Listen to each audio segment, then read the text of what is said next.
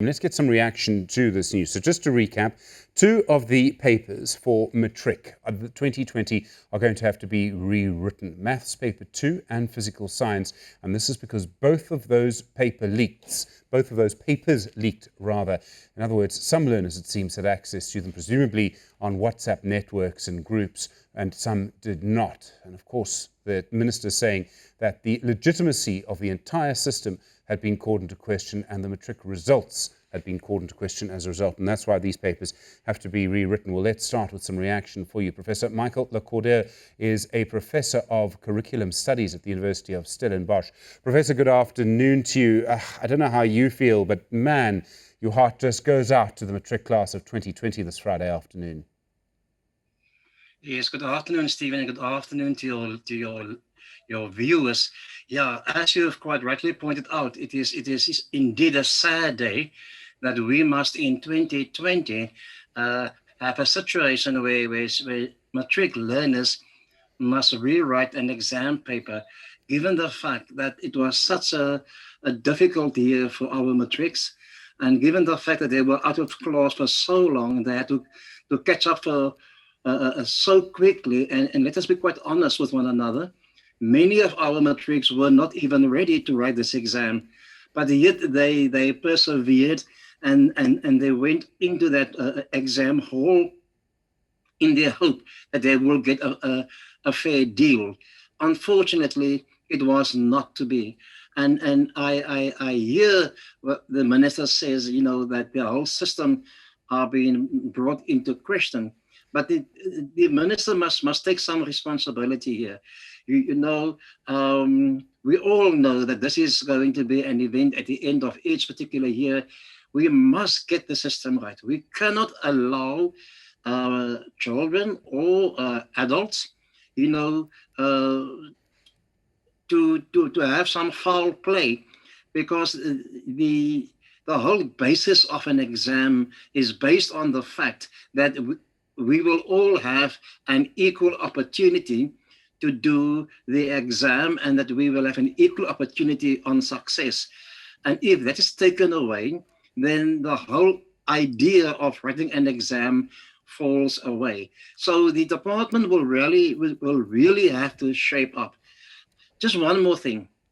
I've been thinking about this. If you were in school for 12 years, and at the end of that 12 years, the only thing that you can think of is, how can I steal the exam paper? Then we must question the very essence of our education system, because what have we been teaching our learners if all they can think of after 12 years of teaching is, how can I steal the exam paper? And those of you who have been in school recently will know that mathematics, the second paper, especially mathematics, the second paper, and science, in this case, I think it is natural science, it is perhaps the two most difficult papers of the whole Matric exam. And now for these learners to go back into their study rooms and to start all over again, it must have come as a big shock to them and their parents and everybody who has been supporting them. And I mean, Professor, we must also not forget the adult who leaked this in the first place. Now, that person has been arrested, we understand. We don't know if it was one person for both these papers or two different people. I mean, more details still to come. But at the back of this, an adult is responsible. Yeah, and let us call a spade a spade. An adult don't steal an exam paper to go and write the exam paper. An adult, in this case, they are stealing exam papers because it is in this whole notion in our country of corruption and looking for ways to make easy money, because this is what this is all about. An adult wanted to make money out of stealing an exam paper, and that is the thing that is going on here. This is just another form of corruption. We need to then talk about the actual decision itself. I mean, as much as I hate to say it, it seems to me that if the legitimacy of the process is not right, as you put it, I mean, people have been writing have been at school for a long time. If the exam system is not right, actually the department, as much as I hate to say it, Angie Motshekga, the minister, she had no choice. No, let's be fair. She had no choice but to allow an opportunity for these papers to be rewritten. There's actually no other choice.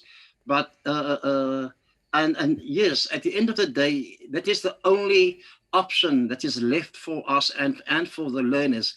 But let me repeat myself. For those learners who have been hard working, for them to go and write a second paper now, those of us who have been in education and who have been a teacher and who have been a school principal, we know that your sort of second paper or your paper that will be written in a case like this is not the exam paper that learners would appreciate.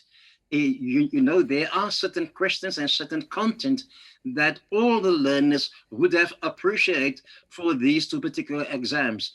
But given the fact that these two papers have now been stolen or then been leaked, means that we will now go for a second examination. And we all know that the second examination is even more difficult than the first one. We need to talk about the dates of this. Now, again, I would not want to be the person in the education department who's been looking at a calendar this year. I can't think of anything more difficult. I know they usually have a committee of people who are involved in that, and Cabinet has to rubber stamp the thing. But Maths Paper 2 is going to be rewritten on the 15th of December. That's the Tuesday. The Wednesday, the 16th of December, is a public holiday, the Day of Reconciliation. Traditionally, the day, Professor, I'm sure you'll be aware, traditionally the day that really marks the beginning of the holiday season. People start to leave the cities to go home. Yeah. People start to go to the coast. They go back to the Eastern Cape, whatever it is. Yeah. Physical science is now going to be written on the 17th of December. That's the Thursday after the traditional start of the holidays. Now, I realize 2020 has been 2020, but I'm sure one or two people are going to be thinking, if only they could have had both exams done before that crucial date of Wednesday the 16th. Yeah, and I do agree with you, but not just that. To give them, because most of the time, your learners who are doing physical science are also the learners who are doing mathematics. It will be the same learners, and the fact that they will only have one day between the two papers is also grossly very, very unfair, because it does not allow enough time for them to prepare adequately for the second paper, that is, in this case, the paper of physical science. So apart from the fact that we are heading towards the holidays, it is the main thing here is that your learners will not have enough time, to prepare for the physical science paper, and that, I feel, is just not fair.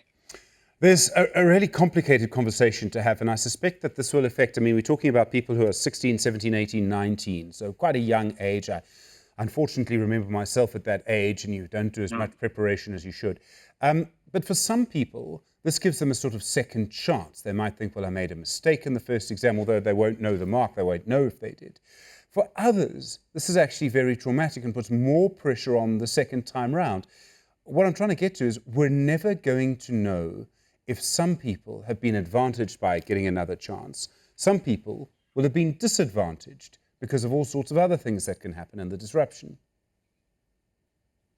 Yeah, my sense would be that most of the matrics would have been disadvantaged. And the main reason is that they are just not right. There's no way that they will have enough time to prepare adequately. Secondly, we must take into account the whole psychological, emotional issue. This will be an emotional issue. Learners will be, you've got to take into account the whole psychology of this whole process. If learners are not at ease, they cannot perform at their best. And in this case, clearly, most of the learners will not be at ease. Any exam is, in any case, a very stressful occasion and a very stressful process. To double it up in the way that they are doing it now will just, it will multiply the stress and the emotional stress that learners will have to go through. Professor, I mean, there's so many different things to talk about. The next question, of course, is how do we make absolutely cast iron, 100% certain that South African matrics never have to go through all of this again? Now, already there are extreme security measures. I mean, as I understand it, as it's been explained to me by the Department of Basic Education in the past, the schools only get the papers on the morning of the exam at around 6:30 in the morning. They go from the actual holding rooms, in other words, the various departmental offices look after those papers until around 5 o'clock. Security companies are involved. From the reports that I've seen, it seems that this leak came from a company, from a person who worked for one of the printing companies. So, how do we make sure that the system is better in the future? And I hate to say it, but are we now going to have a situation where we have police escorts for matric exams? Yeah, we will never have that assurance, given the fact that we are working with people, and the people's factor, by its very nature, will mean that there will always be some risk attached to writing any exam. You can do as much preparation as you would want to. You can take as much security as you would want to, but because people are working with these papers, and because at the end of the day, it depends on people and adults, to deliver the papers and to open up the boxes, and because of that factor, unfortunately, we will never have a 100% fault-proof process. The only alternative is we will have to navigate, look for, doing some research for an alternative way of writing exams, of which I don't have the answer right now, but I think one must go and look what's happening elsewhere in the world and see how can we learn from them. Professor, I really appreciate the time. Thank you, and your empathy for the matric class of 2020. Professor Michael le Cordeur is a professor, thank you, sir, of curriculum studies at the University of Stellenbosch.